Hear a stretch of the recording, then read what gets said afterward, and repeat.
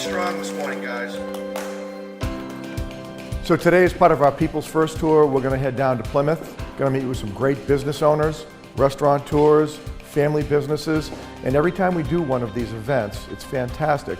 We've got folks in our district who are telling us about the issues and opportunities they face every day. Hey, Joey, how you doing, man? How's it going? Good.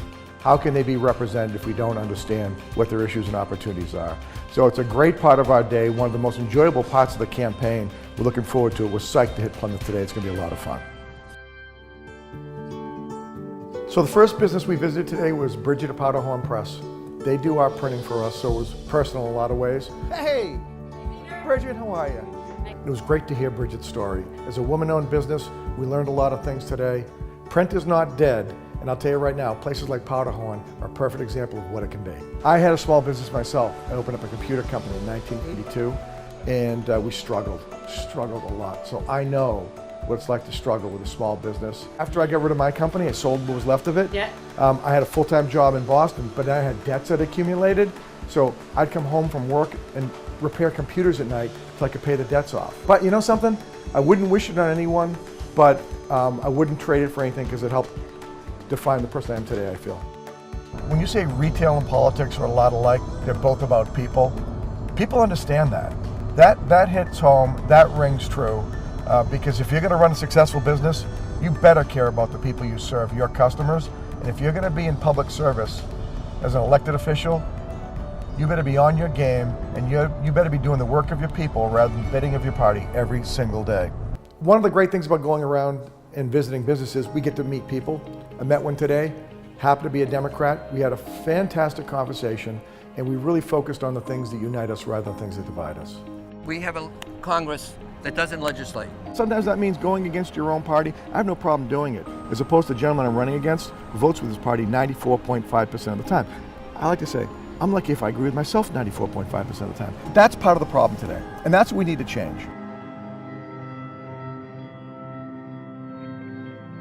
So, welcome to Cabbies. Here we are. We're going to get a bite to eat. We're going to meet with Cabbie in a little bit, talk to him about the business. It's a great business. He does a lot to support local causes and things. Fantastic guy. Hey, Cabbie, how you doing, man? Good to see you. How's everything? All right? What could government be doing better for you to help you as a small business owner? How do you feel like they've let you down, or what could they be doing better to help you out? Sometimes I think government, I always say this, and no offense, if they were a private business, they wouldn't be in business much longer. As someone that ran a business, both my own small business and then my family's business, you understand that there's accountability, there's fiscal disciplines that are required that we seem to be lacking today. We need to sort of hit the reset button in Washington. This has to be about people, doing the work of the people to get the job done, and not just the bidding of the party. We go to a lot of large and small businesses, but one of the things we find during the course of the conversation is I can relate to what they're going through because I've been there before. I know the importance of business in our district. While visiting downtown Plymouth today, we went into the Music Box. It was fantastic hearing the story from Rick and Liz about their growing music business and everything that they've done there. And we got a great demonstration from Rick on some of the equipment that he sells. He was fantastic. After leaving the Music Box, I bumped into Joey on the street. We had a great conversation about the things that are important to him. We covered everything from fishing to keeping our citizens safe. You went to the police academy. I did, yeah. Tell me about your experience and any thoughts you may have on sort of public safety and the things we need to do. The big things for me is that in most states, and this is more of a Massachusetts issue than federal, but most states it was actually a felony to assault a police officer. In Massachusetts, that's a misdemeanor. Seriously? Most of the time, they won't even arrest on. Wow. Yeah. Tough to keep us safe if we're not keeping the people that protect us safe. Absolutely. Visiting Plymouth Harbor reminds me that we're blessed to live in an area where nearly 80% of our towns are coastal. With rising sea levels, that comes with unique challenges.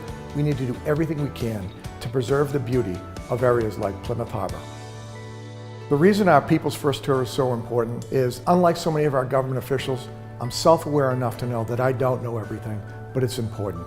I want to be a good student today so I can be a better representative for you tomorrow. See you on the trail.